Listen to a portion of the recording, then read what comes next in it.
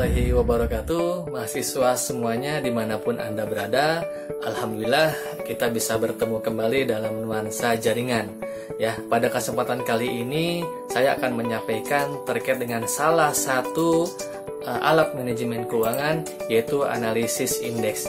Analisis indeks ini digunakan untuk menganalisis laporan keuangan, tentunya dalam bentuk neraca, di mana komponen-komponen yang ada di dalam neraca, yaitu dua komponen, baik itu komponen aktiva maupun komponen pasiva, yang akan kita cari indeksnya dibagi dengan angka-angka yang ada di dalam aktiva maupun angka-angka yang ada di dalam pasiva, tentunya yang berkesesuaian, ya. Nah, kemudian dikalikan dengan 100%.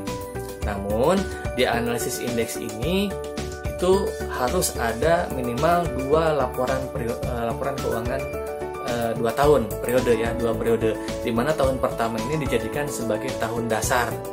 Nah, setelah diperhitungkan semuanya, barulah kita bisa tarik kesimpulan untuk kita interpretasikan kemudian. Nah, langsung saja kita hitung bagaimana analisis indeks terhadap laporan keuangan dalam bentuk neraca ini, di mana di dalam neraca terdapat komponen-komponen aktiva dan komponen-komponen pasiva. Dan ingat, minimal harus ada 2 periode akuntansi. Nah, kita mempunyai periode yang pertama, yaitu periode tahun 2017, di mana total aktiva dan total pasiva sebesar 408.220 juta. Nah, kita mempunyai data juga di tahun berikutnya, yaitu tahun 2018, dengan total aktivanya 433.180 juta rupiah, begitu juga dengan pasiva. Ada 2 periode ini kan. Lalu bagaimana cara menghitungnya?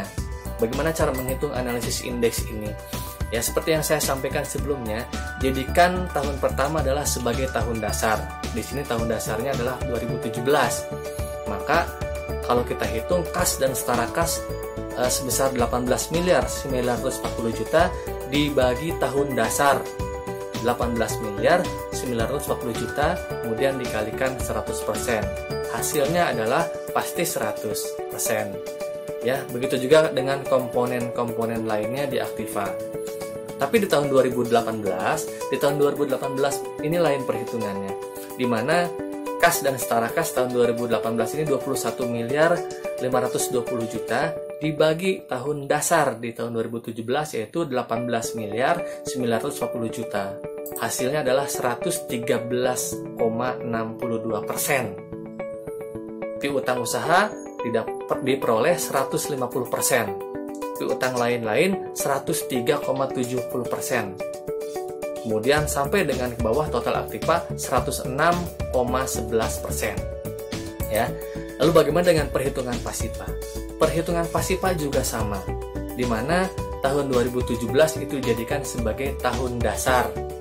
Utang usaha 18,60 juta itu dibagi 18,60 juta. Hasilnya pasti 100. Ya.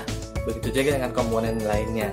Tapi di tahun 2018 komponen pasiva perhitungannya berbeda, di mana 17.660 juta di tahun 2018 dibagi tahun dasar di tahun 2017, yaitu 18.060 juta.